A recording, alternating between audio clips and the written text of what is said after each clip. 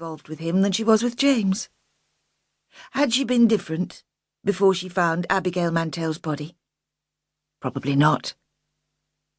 She lifted her son onto her shoulder and rubbed his back. He reached out and grasped a strand of her hair. The room was at the top of a neat Georgian house, built of red brick and red tile. It was double-fronted and symmetrical, with rectangular windows and a door in the middle. It had been built by a seafarer who'd traded with Holland, and James had liked that. "We're carrying on a tradition," he'd said when he showed her around.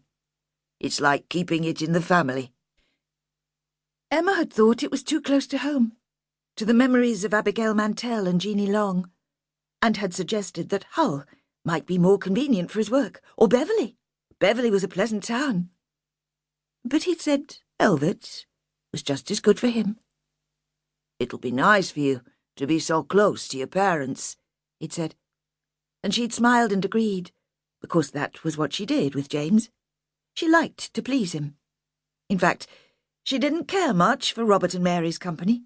Despite all the help they offered, they made her feel uncomfortable, and for some reason guilty. Above the rumble of the wind there came another sound. A car engine.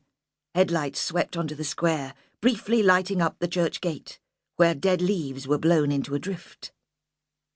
James parked on the cobbles, got out, and shut the door with a solid thud. At the same time, Dan Greenwood emerged from the old forge. He was dressed as Emma had imagined, in jeans and the blue smock. She expected him to pull together the big double doors and fasten them with a key he kept on a ring clipped to his belt on a chain. Then he would push a heavy brass padlock through the iron rings, bolted to each door, and shove the hasp in place. She had watched this ritual from the window many times. Instead, he crossed the square towards James. He wore heavy work boots, which rapped loudly on the paving stones, and made James turn round. Seeing them together, it occurred to her how different they were.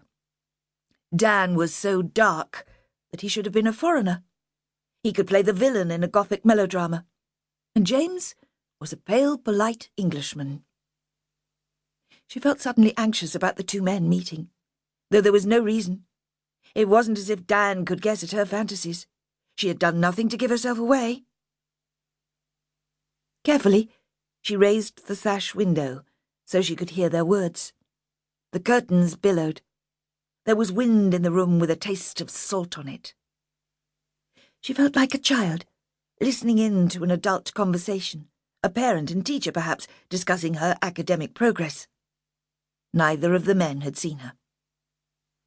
"Have you seen the news?" Dan asked. James shook his head. "I've come off a Latvian container, Hull to sign off, then I drove straight home." "You've not heard from Emma, then? She's not much one for the news." "Jeanie Long committed suicide. She'd been turned down for parole again. It happened a couple of days ago. They kept it quiet over the weekend." James stood, poised to click the fob of his car key to lock up. He was still wearing his uniform and looked dashing in an old-fashioned way, as if he belonged to the time the house was built. The brass buttons on his jacket gleamed dully in the unnatural light. His head was bare. He carried his cap under his arm. Emma was reminded of when she had once had fantasies about him. "I don't suppose it'll make much difference to Em, not after all this time. I mean, it's not as if she knew Jeanie, not so much. She was very young when all that was going on." "You're going to reopen the Abigail Mantel case?" Dan Greenwood said. There was a moment of silence. Emma wondered what Dan could know about all that. Had the two men discussed her on other occasions when she hadn't been watching? "Because of the suicide?" James asked. "Because a new witness has just come forward. It seems Jeanie Long couldn't have murdered that lass."